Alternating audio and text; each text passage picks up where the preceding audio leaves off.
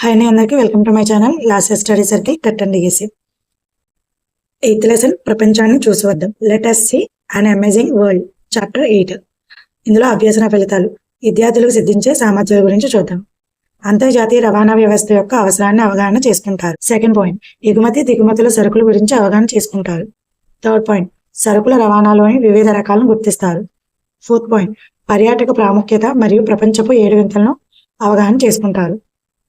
సమాచార వ్యవస్థ రవాణా వ్యవస్థ ప్రపంచాన్ని ఏ విధంగా గ్లోబల్ విలేజ్ గా మార్చేసిందో అవగాహన చేసుకుంటారు. లెసన్ లోకి వెళ్ళిపోదాము. విశాఖపట్నం అంతర్జాతీయ విమానాశ్రయం, కృష్ణపట్నం ఓడరేవు. నేను ఒక షార్ట్ వీడియోలో ఇండియాలో ఉన్న ఎయిర్పోర్ట్స్ గురించి అలానే పోర్ట్స్ గురించి ఒక వీడియో చేస్తాను. ఈ లెసన్ లో ఇచ్చిన దాని ప్రకారం చూస్తే ఎగుమతులు వచ్చి మామిడి, అరటి, దానిమ్మ. దిగుమతులు వచ్చి kiwi, dragon fruit, durian fruit. రవాణా వ్యవస్థ ఎన్ని రకాలన్నది మనం ఇందులో చెప్పుకుందాము. రవాణా వ్యవస్థ అన్నది వాయు మార్గంలో వెళ్ళవచ్చు, లేదంటే జల మార్గంలో వెళ్ళొచ్చు, లేదంటే రోడ్డు మార్గాల ద్వారా అయినా వెళ్ళొచ్చు.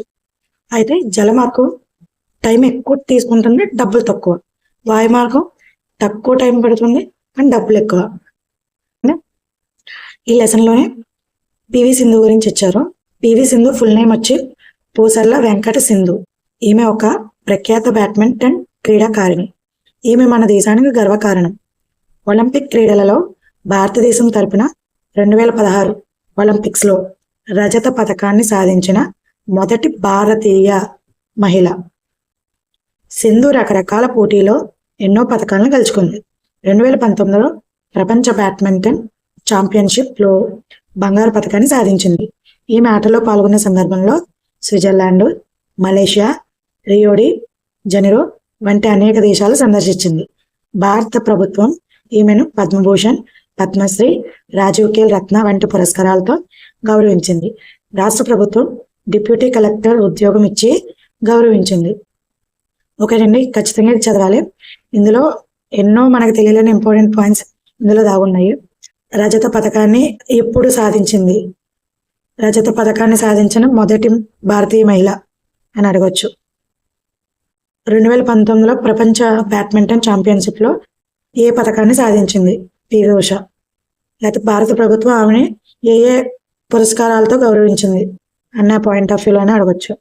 టెక్స్ట్ బుక్ పరంగా ఆమె ఏ ఏ దేశాల్లో పాల్గొని ఆటలని సందర్శించింది అన్న పాయింట్ ఆఫ్ వ్యూలో అయినా అడగొచ్చు. సో ఖచ్చితంగా ఇదంతా చదువుకోవాలి. నెక్స్ట్, డిసెంబర్ నెలలో లంబసింగి విశాఖపట్నం జిల్లాలో గిరిజన ప్రాంతం అనే పర్యాటక ప్రాంతాన్ని సందర్శించాను. ఇది ఆంధ్ర కాశ్మీర్గా పేరు పొందింది. ఓకేనండి, ఆంధ్ర కాశ్మీర్గా పేరు పొందింది ఏంటంటే లంబసింగి. అది ఎక్కడ ఉందంటే విశాఖపట్నం జిల్లాలో గిరిజన ప్రాంతం. ఓకేనండి. సమాచార వ్యవస్థ మరియు రవాణా వ్యవస్థ ప్రపంచాన్ని ఒక చిన్న గ్రామంగా మార్చివేశాయి. కాబట్టి ప్రపంచాన్ని మనం గ్లోబల్ అంటున్నారు.